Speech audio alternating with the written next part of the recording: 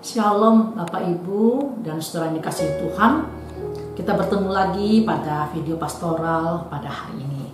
Saudara, siapa yang hidupnya itu suka dianiaya, suka disiksa, dipukuli, suka dijahati, suka menderita?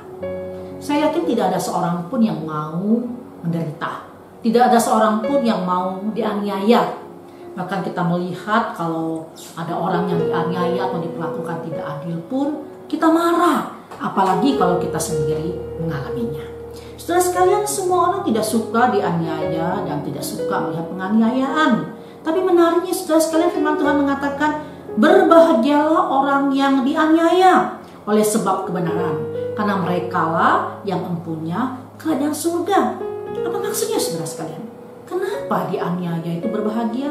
Ini gak wajar, bukan? Harusnya sedih kalau dianiaya, menderita, bukan? Seharusnya marah, kecewa, dan tidak bisa terima kalau dianiaya. Kok disebut berbahagia? Nah, apa sih maksudnya? Setelah sebelumnya kita perlu membedakan antara penganiayaan yang dimaksudkan Yesus dalam bagian ini dan penderitaan karena kesalahan sendiri. Kalau kita menderita karena kita salah, itu disebut sebagai hukuman yang sewajarnya kita terima.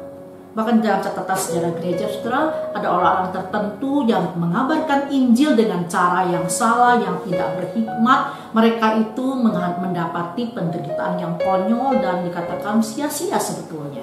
Karena mereka tidak berhikmat di dalam mereka mengabarkan Injil, sehingga mereka mengalami penganiayaan dan penderitaan. Nah, setelah penderitaan yang dimaksud oleh Yesus dalam bagian ini adalah penderitaan karena kebenaran, saudara. Contohnya, kita sebagai orang Kristen itu punya hidup atau punya gaya hidup yang berbeda dengan orang lain. Kita bisa saja dipandang sebagai orang yang boleh dikatakan menjadi ancaman bagi orang lain karena gaya hidup kita berbeda. Kita hidup jauh lebih baik daripada orang-orang lain. Misalnya saudara sekalian, kesalehan hidup orang-orang Kristen pada zaman Yesus, termasuk Yesus sendiri, itu melebihi para ahli Taurat dan juga orang-orang Farisi, saudara sekalian.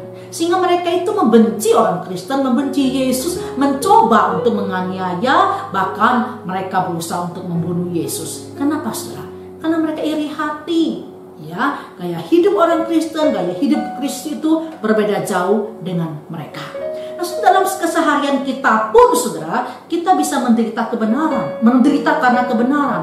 Contohnya, saudara, di dalam kita bekerja mungkin ya, di dalam kita berusaha, berdagang, mencari nafkah, kita nggak mau kompromi dengan dosa.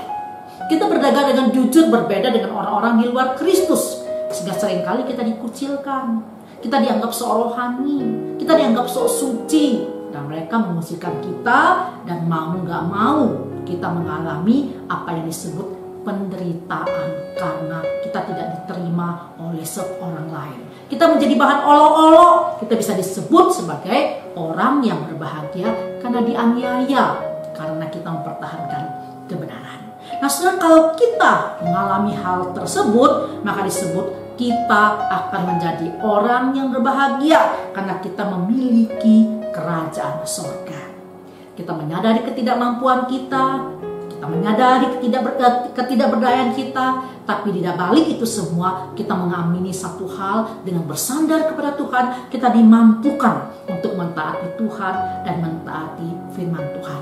Dengan bersandar penuh kepada Tuhan, kita betul boleh menjadi seseorang yang membawa damai di sekitar kita.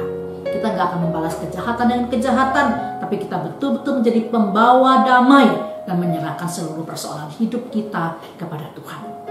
Saudaraku, mari kita bersama-sama berjuang sebagai anak-anak Tuhan untuk menjadi anak-anak Tuhan yang taat sepenuhnya kepada Tuhan, yang taat menjalankan perintah Tuhan, sehingga kita boleh mempermuliakan nama Tuhan kita dimanapun kita berada. Kita menjadi berkat bagi sesama kita.